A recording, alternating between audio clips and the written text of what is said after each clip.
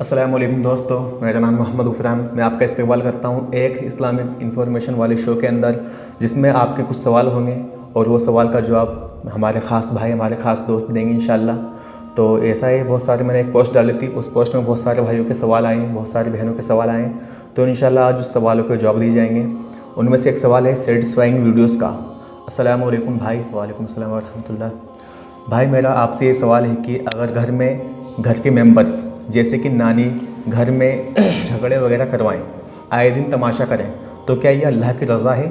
अगर हाँ तो इससे कैसे बचें और उस रब को हमेशा कैसे शोर करें? वालेकुम अस्सलाम व रहमतुल्लाहि व बरकातुहू। सबसे पहले तो हमारे भाइयों का शुक्रगुज़ार हैं और अपने भाई गुफरान भाई का भी शुक्रिया अदा करते हैं कि उन्होंने हमें यहाँ बुलाया और एक मौका दिया कि हम अपने भाइयों तक किस तरह अपनी बात को पहुँचाएँ, उनके सवालात के जवाब दें। घर के अंदर बहुत सी बातें होती हैं। देखिए, जहाँ बर्तन है तो बर्तनों के दरमियान आवाज़ आती है। बिल्कुल। तो इस तरह हर जगह कुछ ना कुछ ऐसा होता है कि ऊंच नीच होती है, छोटी बड़ी बात होती है, ऊंच नीच होती है। इसको नज़रअंदाज करना चाहिए। सही बात है। अल्लाह रब्बुल इज़्ज़त और कुरान मजीद, यानी कुरान मजीद से और हदीस मुबारका से ये बात मालूम होती है कि वालिदैन की बात हर तरह की मानी जाए, सिर्फ शिर्क को ना माना जाए। बेशक ये बात हमें मालूम होती है। वालिदैन शिर्क की तो नहीं कहते हमसे, लेकिन इसका मतलब ये भी नहीं कि हम घर के अंदर जो तमाशा बनाए रखें,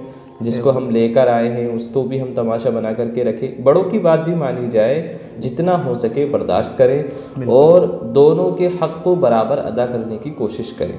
ऐसा नहीं है कि सिर्फ बीवी का हक़ अदा किया जाए, ऐसा नहीं है कि सिर्फ माँ बाप का हक़ अदा किया जाए, ऐसा नहीं है कि सिर्फ नाना नानी का, दादा दादी का हक़ अदा किया जाए। सब का हक़ अदा किया जाए और जितना हो सके इत्तेदाल कायम किया जाए, दरमियान से चला जाए। यानी एक तरफ तो इज़्ज़त दी जा रही है, एक तरफ जलील किया जा रहा है, ऐसा ना हो, बल्कि दोनों को तवाज़ुन के साथ, बराबर के साथ रखा जाए। बिल्कुल बिल्कुल।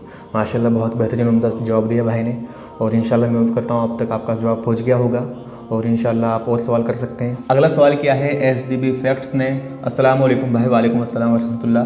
अब तक इस्लाम के कितने खलीफा हुए हैं और कितनी खिलाफतें हुई हैं, प्लीज़ बताइए। तो आप बताएं इसका जवाब।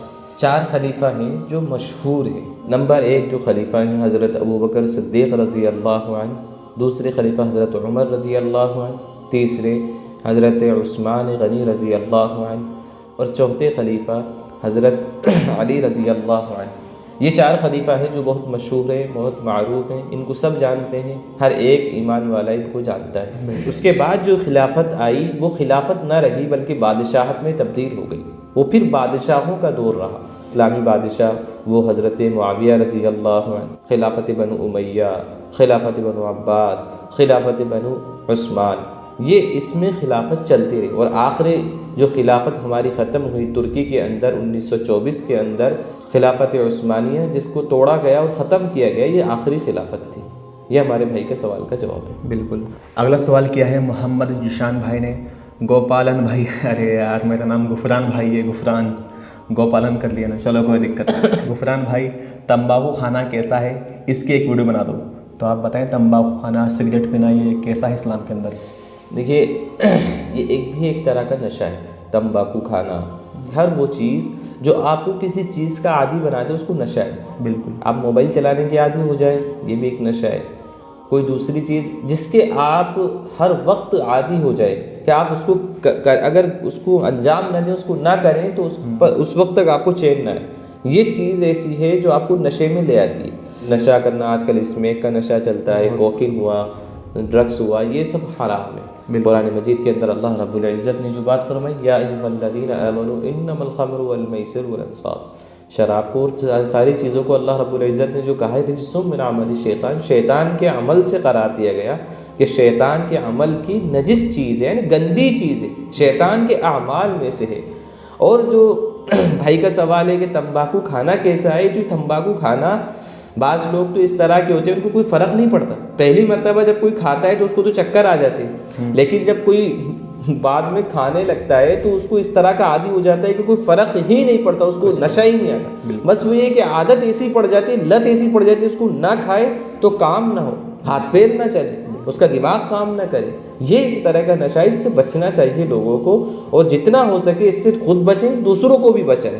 دیکھیے یہ بات تو ہے کہ اس سے جان کی ہلاکت ہے، تو اس کا مطلب یہ تو ہو ہی نہیں سکتا کہ یہ نشہ کرنا، یہ تمباکو کھانا، سگریٹ پینا، یہ سب کرنا ہی صحیح ہے، صحیح نہیں ہے، مکروہ ہے، یہ غلط ہے بالکل۔ تو آپ کو جواب مل گیا ہوگا انشاءاللہ آپ کا۔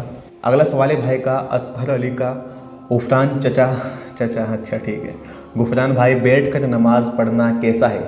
تو آپ بتائیں کہ بیٹھ کر نماز پڑھنا کیسا ہے؟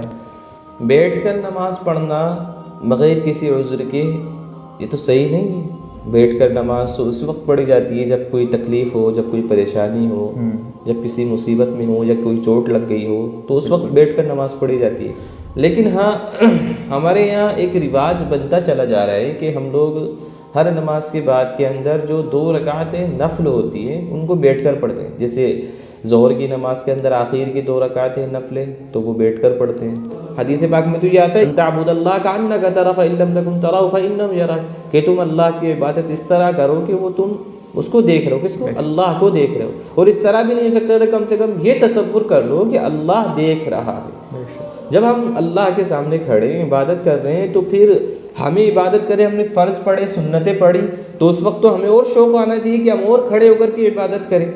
ہم 2 رکعت جو بچی ہماری نفل وہ بھی، کیونکہ سنت تو سنت کی جگہ ہے، سنتیں پڑھنا ہی پڑھنا ہے، فرض پڑھنا ہی پڑھنا ہے، ہر حال میں پڑھنا ہے، سنت کو بھی پڑھنا ہی پڑھنا ہے، سنت موقدہ جو ہے۔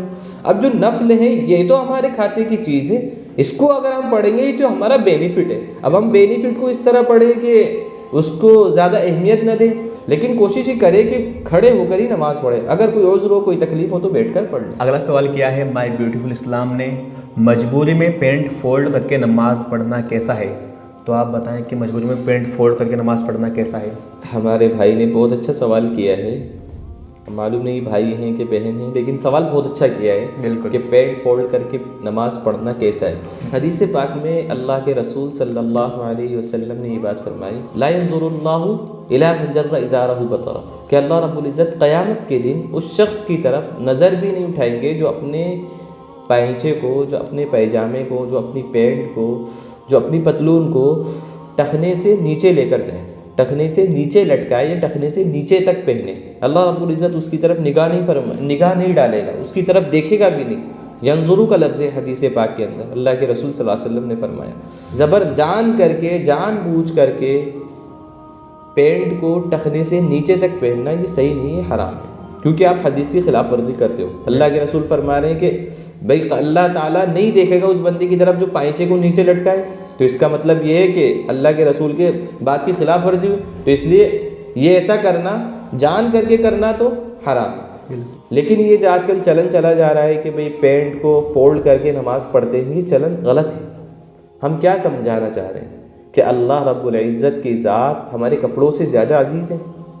کیا ہماری عبادت اس طرح کی ہے کہ ہم کپڑوں کو زیادہ اہمیت دیں، اللہ کے حضور میں ہم کھڑے ہوئے اس کو زیادہ اہمیت نہ دیں؟ ہم کہیں جاتے ہیں اچھے لوگوں کے پاس، بڑے لوگوں کے پاس، تو اچھے کپڑے پہن کر جاتے ہیں، کوشش کرتے ہیں کہ اچھے سے اچھا کپڑا پہنیں۔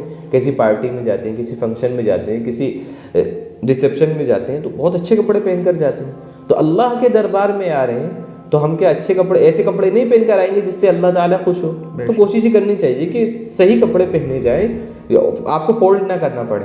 اگر مجبوری ہے، بالکل مجبوری ہے کہ کیا کریں، پہن لیا، نیچے لٹکا جا رہا ہے تو کوئی دقت کی بات نہیں، فولڈ کر لیں پھر اس کو۔ اچھا ٹھیک۔